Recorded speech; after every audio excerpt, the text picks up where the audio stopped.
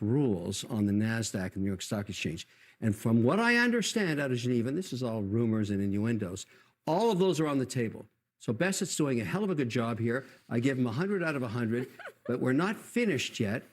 And by the way, if you want the index of the market, we have recovered everything since April 3rd and then some. What's happening, everybody? Kevin O'Leary and Scott Jennings were back in the studio of Newsnight with Abby Phillip on Monday. Donald Trump had a busy weekend. He signed a trade deal with China, brokered a ceasefire between Pakistan and India, facilitated in-person peace talks between Russia and Ukraine scheduled for Thursday in Istanbul, secured a $600 billion investment in the United States from Saudi Arabia, and negotiated the return of Aiden Alexander, the last American that was being held hostage by Hamas. Whew, it's tiring just saying it.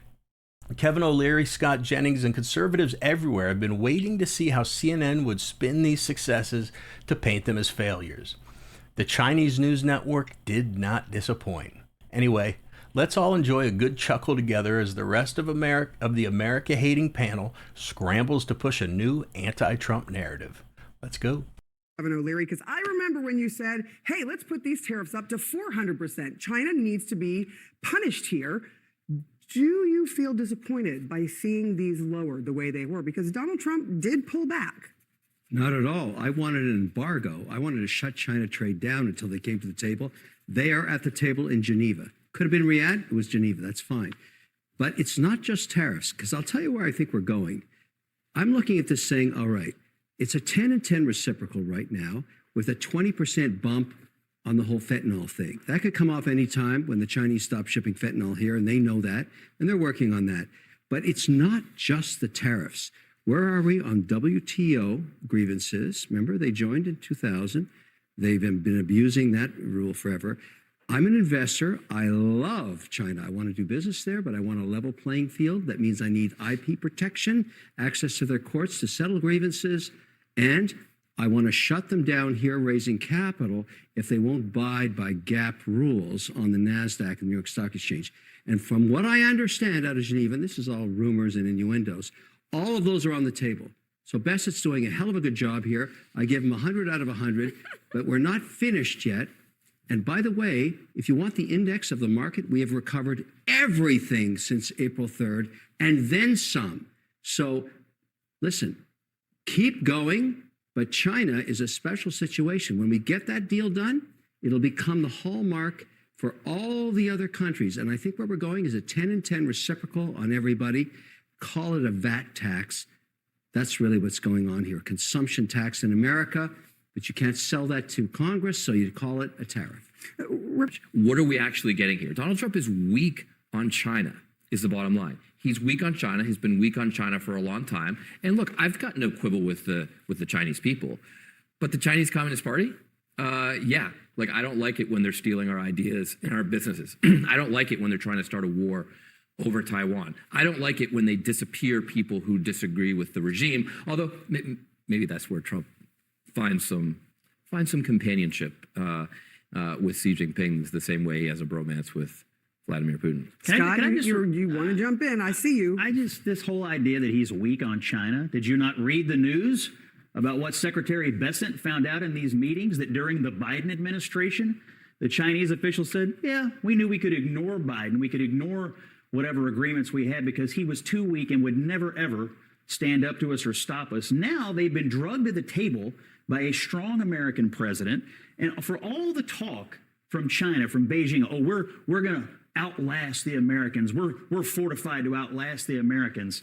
A few days into this, they're in Switzerland cutting the beginnings of a deal that's going to be good for the United States, admitting some of the things that they have to admit in order to get a more balanced situation with us. This is a total win for the president, and it's a total win for the rock star Scott Bessent, who goes overseas and pulls an amazing rabbit out of a hat. But do not forget, they told him we ignored Biden because he was so weak and we could afford to do it. You know you're losing when you have to bring Joe Biden into the narrative. I didn't say it. The Chinese did. No, they are losing. I agree with you. The Chinese are losing. The reality they brought it up. No, the reality is when you have to make your point. They brought it up. Well, as I mentioned in the open, we've all been waiting to see what silly way CNN would attempt to spin Trump's recent accomplishments as failures. To be fair, they weren't subtle. They gave us what we wanted within the first couple minutes of Newsnight. Their message is simple. By negotiating with China, Donald Trump retreated. Mark my words, you will hear this in multiple mainstream liberal news shows in the coming week or until there's a new story. So I know what you're thinking. Matthew, is everyone at that table besides Scott and Kevin? Unfortunately, in this case, no, they're not. They're just liars. And as always, they think the American people are morons. They understand that utilizing tariffs as a negotiating tool isn't mutually exclusive from using tariffs to produce revenue. They just pray that we don't get that. I'm sorry, am I having trouble with my hearing, or did I hear that congressman say that Donald Trump is weak on China? What world is this guy living in? Who would vote for someone that says something that stupid? His party has done nothing but bitch about Trump's hardline stance towards China, and now he's not being hard enough on China? What is happening? When this guy can tell me a single thing Democrats have done to turn up the heat on China, then maybe he can be critical of the president. Come to think of it, no, he still can't. Back to it. This deal. I also remember being at this table and saying we have to stick it to China because they're our greatest national security threat. And I don't see how this deal actually plays into our favor in protecting our country anymore. The bottom line is that the tariffs were rolled out. They should have been rolled out better. This is not the first pause. The reason why it's pausing is because the headlines were not working in Donald Trump's favor. We have reporting from inside White House staff saying this to reporters at our own network, that he did not like the reporting, was afraid of no food on shelves, and people didn't like just being able to buy $2 if they wanted to buy 10, and so he needed to do something. So call it a win if you want, but the cost of living for Americans is still going to go up. Don't take my word for it. Don't take Mr. Wonderful's word for it. Take the market's word for it today. They know it's a win. They know we're in a better position. They know we're in a better position. It only had to do that, and it only rebounded because for the last, so many days since April 2nd, it's been in total instability because of We're ahead Donald of where Trump. we were. We're ahead of where Scott, we were we're on April actually 2nd. the market is in a worse place today. That chart is very helpful. The market is in a worse place today than it was on Inauguration Day. So the market, so you're going to pick the a date. market Where were we on responds April positively. 2nd? And what But was it Scott, year over when year? the market responds positively, it's always when the administration moves away from the Trump administration's focus on protectionism. That's exactly when the market reacts positively, Well, and that's I what we think expect. what you're not liking is you don't like watching sausage being made, because this administration does something none other has. Make it all open, make it all transparent.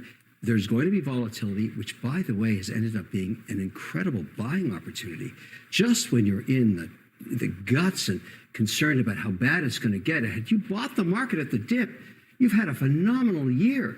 The point is, you can't just look at it by the hour. You got to wait for the outcome.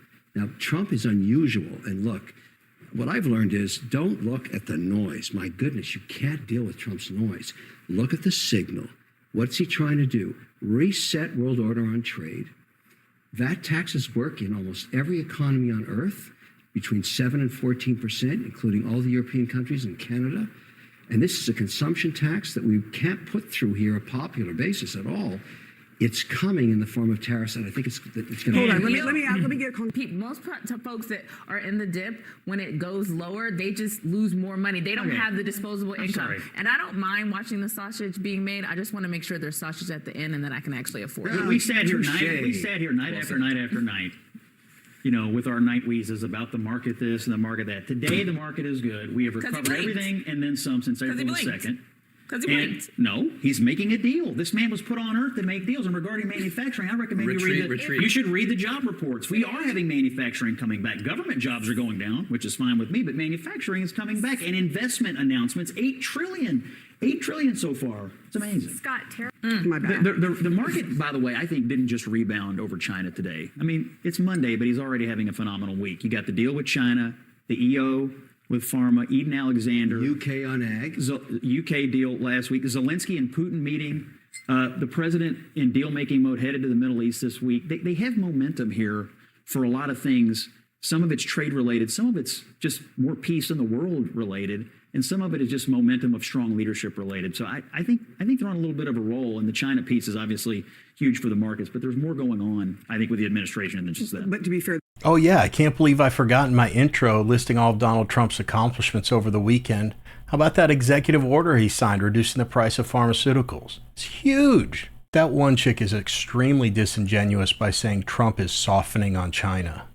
We simply wanted them to come to the negotiating table, which is exactly what happened. The tariffs have worked extraordinarily well to that end. A 30% tariff on Chinese imports will generate revenue, and that got done because the higher rate tariffs were imposed in the first place. Or it could just be that CNN doesn't know what winning looks like because the party they support hasn't won since 2020. I don't know where our negotiations with China will land on the issues Kevin was talking about earlier, but I'm in full agreement with him. For this to be an optimal success, at the very least, significant progress needs to be made to the way China skirts or flat out breaks the law. Because we're not on a level playing field trade-wise if we get the tariffs to an equitable or beneficial level for the United States, if the Chinese can still lie, cheat, and steal for the entire world to see. It's my understanding that addressing these problems were part of the reason that Donald Trump took such a hard line on China. But the good news is that the tariffs were just agenda point number one, and they were urgent. These talks are ongoing, and Bessent said everything's on the table. I trust that that means their crimes and non-trade barriers will be addressed. I'm optimistic that these things will be covered in the final agreement. But the measure of how successful the implementation of new rules are will be how well they're enforced. I mean, look at the border. There are laws in black and white on the books that prohibit people from coming into the country illegally. But if you don't enforce them, like some administrations, then they're not worth the paper they're written on. But what do you think about all of Donald Trump's accomplishments? And what do you think of the Chinese trade deal as it stands right now? You optimistic like I am, or am I missing something? Please let me know in the comments. Anyway, that's it for this video. A couple more Kevin O'Leary and Scott Jennings videos will pop up on the screen in a second. And I've also been getting more active on Twitter, so follow me over there. Otherwise, as always, thank you so much for taking a couple minutes out of your day to watch my video. Never forget Jesus loves you. See you guys.